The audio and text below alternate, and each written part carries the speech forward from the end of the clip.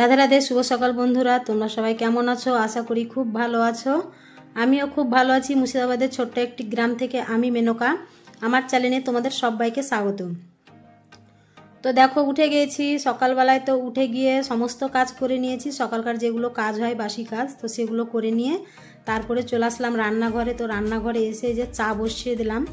তো চায়ের আমার বড্ড নেশা, চা না খেলে মানে আমি চলতেই পারি না বল ভাববে।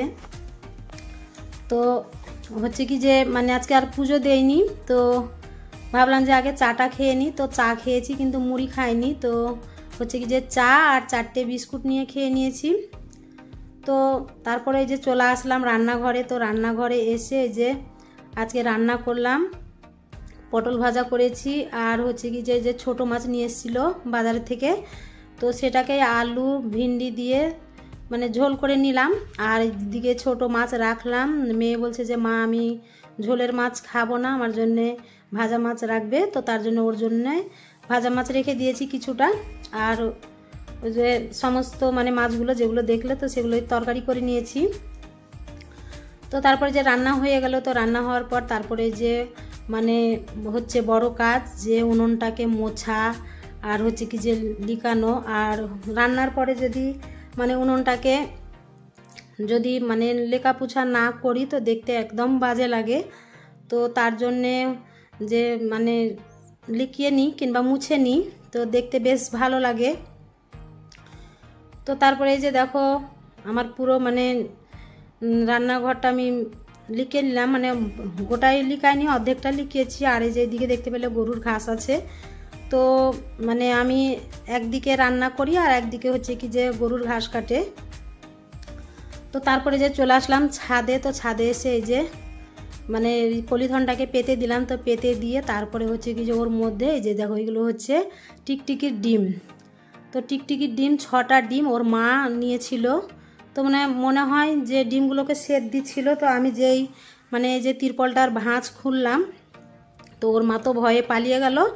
আর 2টো ডিম দেখছি, মানে আমি তো আর জানি না যে ওর মধ্যে টিকটিকিতে ডিম পেরেছে। তো তারপরে আমি যখনই ওই মানে তিরপলটার ভাঁজ খুললাম তো দেখছি ডিমগুলো ছড়িয়ে পড়ে গেল।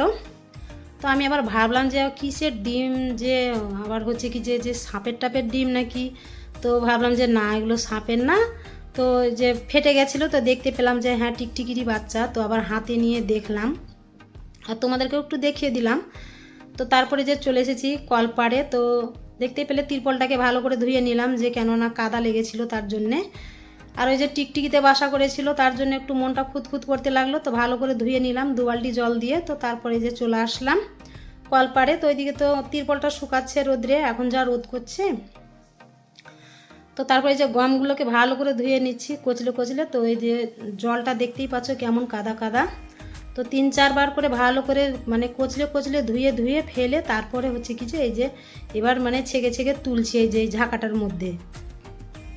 তো ঝাঁকাটাতে একটা ওড়না দিয়ে দিয়েছি, কেননা যে ঝাঁকাটার মানে ফাঁকগুলো হচ্ছে বড় বড়, তো পড়ে যাবে। তো তার জন্য এই ওড়নাটা দিয়ে দিয়েছি।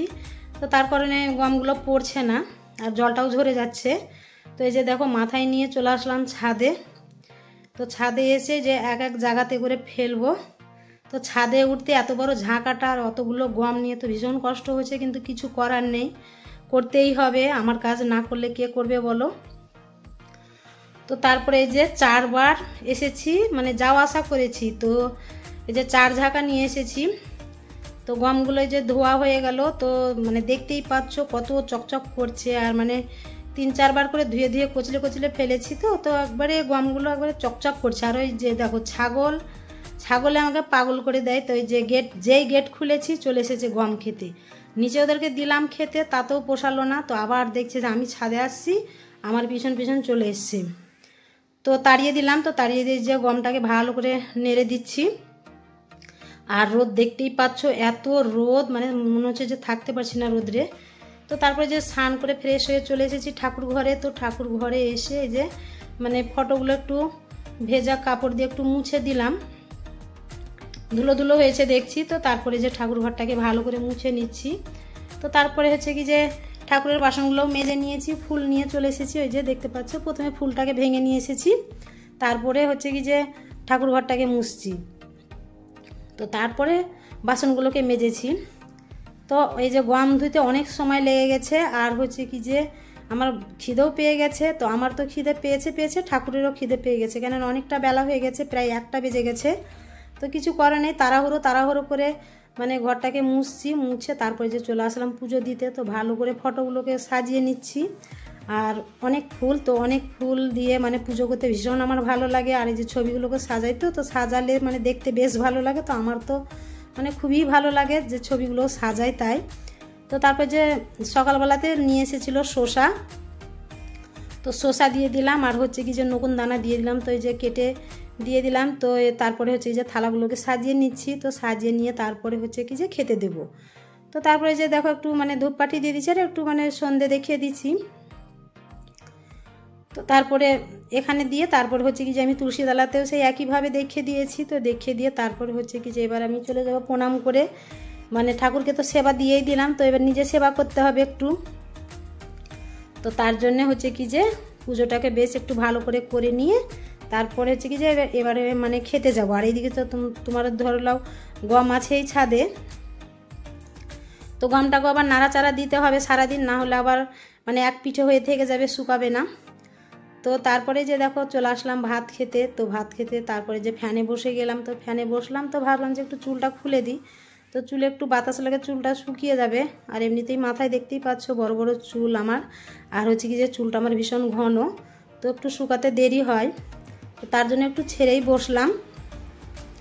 তো বন্ধুরা, তোমরা যে যেখান থেকেই আমার ভিডিওগুলো দেখছো অবশ্যই লাইক কমেন্ট শেয়ার করো, আর আমার চ্যানেলটাকে দয়া করে একটু মানে সাবস্ক্রাইব করে দিও। আর ভিডিও যদি ভালো লেগে থাকে তো একটা লাইক করে দিও, আর আমার ভিডিওগুলোকে একটু মানে সাপোর্ট করো আমাকে, যাতে আমি একটু এগোতে পারি তোমাদের ভালোবাসায়। আর আমার যেসব মানে পুরাতন বন্ধুরা আমার ভিডিওগুলো দেখছো তাদেরকে হচ্ছে কি যে অসংখ্য ধন্যবাদ। আর যারা নতুন হয়ে আমার ভিডিওগুলো দেখছো তাদেরকে অনেক অনেক ভালোবাসা। তোমরা এইভাবেই আমার পাশে থেকো। তোমরা যদি পাশে না থাকো তো আমি কিছুতেই মানে সামনের দিকে এগোতে পারবো না। তো তার জন্য বলছি তোমরা আমাকে এইভাবেই ভালোবাসা দাও, আর আমার মানে ভিডিওগুলো দেখো। তোমাদেরকে মানে আমি চেষ্টা করছি যে ভালো ভালো ভিডিও দেব, যাতে তোমাদের ভালো লাগে। তো তারপরে যে দেখো খাওয়া দাওয়া করে যে একটু বিছানাতে মানে গোড় দিয়েছি। তো একবারে এই যে মেঘ উঠে গেছে, কালো হয়ে মেঘ উঠে গেছে, আর বাতাস দেখতেই পাচ্ছ কেমন মানে বাতাস। তো তারপরে যে আমাকে বলল মেয়ে যে মা খুব মেঘ লেগেছে আর যে ঝড় উঠে গেছে। তো সঙ্গে সঙ্গে মানে তাড়াতাড়ি উঠে ছাদে চলে এসেছি। তো ছাদে যখন এসেছি তো তখন ক্যামেরাটা নিয়েই এসেছি। তো তারপরে যে দেখতেই পেলে তিরপলটাকে আমি কোনো মতোই ঢাকা দিতে পারছি না। তো যাই হোক কোনো রকমের ঢাকা দিলাম। তো দিয়ে যে সব দিকটা ভালো করে বুঝে দিচ্ছি, না হলে আবার জল ঢুকে যাবে মেঘ হলে পরে, তো তখন আমার আবার খাটুনি বেড়ে যাবে। তো তার জন্য ভালো করে একটু চাপা দিয়ে দিচ্ছি। বন্ধুরা, তোমরা দেখতেই পাচ্ছ আমার মানে 100টা সাবস্ক্রাইবার পূর্ণ হয়ে গেছে তোমাদের ভালোবাসায়। তো তোমাদেরকে অনেক অনেক ধন্যবাদ, কিংবা আমার তরফ থেকে তোমাদেরকে অনেক অনেক বুক ভরা ভালোবাসা।